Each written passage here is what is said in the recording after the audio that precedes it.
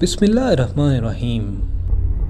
नाज़रीन इकराम, जो शख्स आप अपनी स्क्रीन पर देख रहे हैं, इनका नाम अमृतपाल सिंह है, जो हाल ही में सिख खालिस्तान तहरीक के सरबराह के तौर पर सामने आए हैं। इन साहब का कहना है कि इंडिया से पंजाब लेने के बाद हम पाकिस्तान के पंजाब लेने के लिए कदम बढ़ाएंगे। अब ये इसमें कामयाब होते हैं या नहीं, ये तो वक्त बताएगा। बहरहाल आजकल हिंदुस्तान में खालिस्तान तहरीक दोबारा अपने अरूज की तरफ बढ़ रही है। इस तहरीक का मकसद सिख कम्युनिटी को अलहदा वतन दिलाना है। इस तहरीक की इब्तदा कैसे हुई, आइए जानते हैं।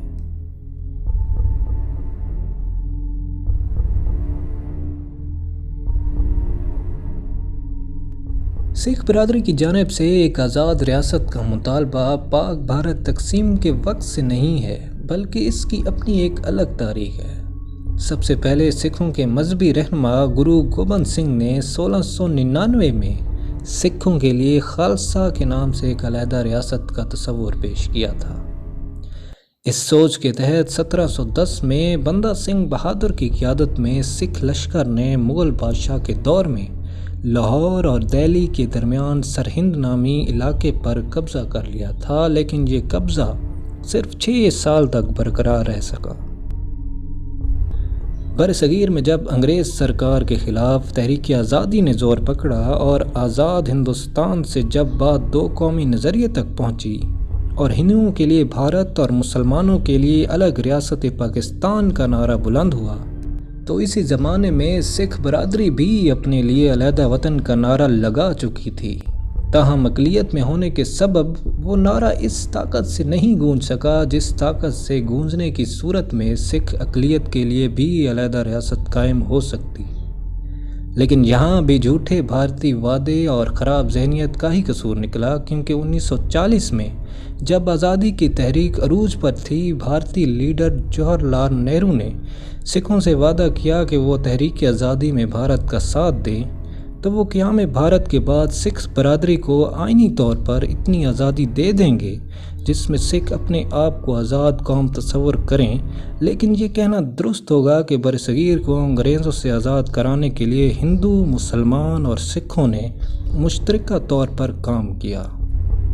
लेकिन जिस तरह भारत ने कश्मीरी क़यादत को धोखा देकर जम कर लिया, इसी तरह सिख क़यादत को भी धोखा दिया। भारत की इस वादा खिलाफी और सिख कम्युनिटी के हकूक़ गज़ब किए जाने के बाद सिख बरादरी में भी भारत से आज़ादी का शऊर पैदा हुआ। 1947 में सिख अलहदगी पसंद रहनुमा कारपुर सिंह ने खालिस्तान तहरीक शुरू की, लेकिन भारतीय यकीन दहानियों के सबब ये तहरीक ज़्यादा नहीं चल सकी। वादा खिलाफियों, भारतीय पंजाब की गलत तकसीम और सिखों को अक़लियत ज़ाहिर करने के गलत फ़ैसलों ने सिखों में भारत के ख़िलाफ़ गम और गुस्सा पैदा किया, जिसके नतीजे में 1955 में मुज़ाहरे शुरू हुए और इन मुज़ाहरों में शिद्दत पैदा हुई तो भारत ने पहली दफ़ा पुलिस और फ़ौज को हरमंदिर साहिब गोल्डन टेम्पल में दाखिल किया, जिसके नतीजे में सिख मुज़ाहिरीन पर आंसू गैस का बेदरख इस्तेमाल किया गया। मुज़ाहिरीन का मुतालबा था कि पंजाब को सूबे की सरकारी ज़बान करार दिया जाए, जबकि सिखों को अक़लियत में तब्दील करने वाले फ़ैसलों को मनसूख किया जाए। लेकिन अब भारत सिखों के किसी भी फ़ैसले को कबूल करने को तैयार न था। भारत ने इस वक्त ताकत से सिखों को काबू तो कर लिया, लेकिन उनकी भारत से अलहदगी की ख्वाहिश को ख़त्म न कर सका। यही वजह थी कि भारत से अलहदगी के लिए जगजीत सिंह चौहान ने 1979 में खालिस्तान नेशनल कौंसिल कायम की। जगजीत सिंह चौहान का सिखों के रूहानी पेशवा जनरल सिंह भिंद्रांवाला से भी करीबी राब्ता था। सिखों के हकूक़ के लिए 1982 में जनरल सिंह भिंद्रांवाला ने सिख तंजीम अकाली दिल ने ज़बरदस्त मुज़ाहरे किए। इस मौके पर भारतीय हुकूमत ने 3 माह के अंदर 30,000 सिख मुज़ाहिरीन को न सिर्फ गिरफ्तार किया बल्कि हज़ारों को लापता किया। इस मौके पर सिख शहरियों में भारत के ख़िलाफ़ ज़बरदस्त मनफी जज्बात ने जन्म लिया और भारत से अलहदगी तहरीक ने ज़ोर पकड़ा। ताहम इस मौके पर भारतीय हुकूमत ने सिखों के जज्बात को काबू में और नरम रखने के लिए सिख रहनुमा ज्ञानी ज़ैल सिंह को भारत का सदर बनाने का फ़ैसला किया। تاہم یہ سکھوں کی خواہش نہ تھی۔ یہی وجہ تھی کہ سکھوں کے اہم تنظیم اکالی دل نے 1982 میں بھارتی دارالحکومت دہلی میں ایشین گیمز کے دوران مظاہرہ کیا، اور اس مظاہرے میں سابق سکھ بھارتی فوجیوں نے بھی بڑی تعداد میں شرکت کی۔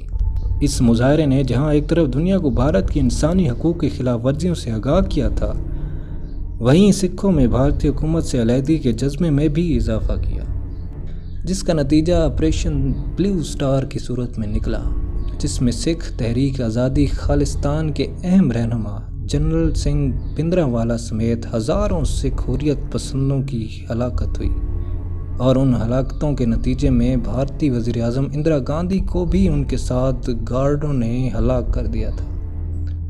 آپریشن بلیو سٹار 1 جون سے 8 جون 1984 تک جاری رہا، جس میں 493 سکھ حریت پسند اور شہری ہلاک ہوئے، جبکہ بھارتی فوج کے 4 افسر اور 79 جوان ہلاک ہوئے۔ تاہم غیر سرکاری اعداد و شمار کے مطابق ہلاکتوں کی تعداد ہزاروں میں ہے۔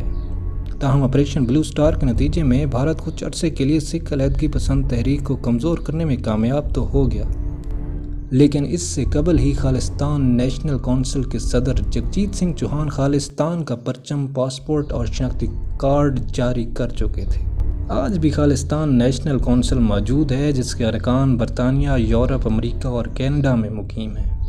ناظرین کرام، اس تحریک نے ایک بار پھر زور پکڑنا شروع کر دیا ہے، اور اس بار اس کی قیادت امرت سنگھ پال کر رہے ہیں، جن کا حلیہ اور انداز بیاں بالکل حریت پسند رہنما بھندرانوالا سے ملتا ہے۔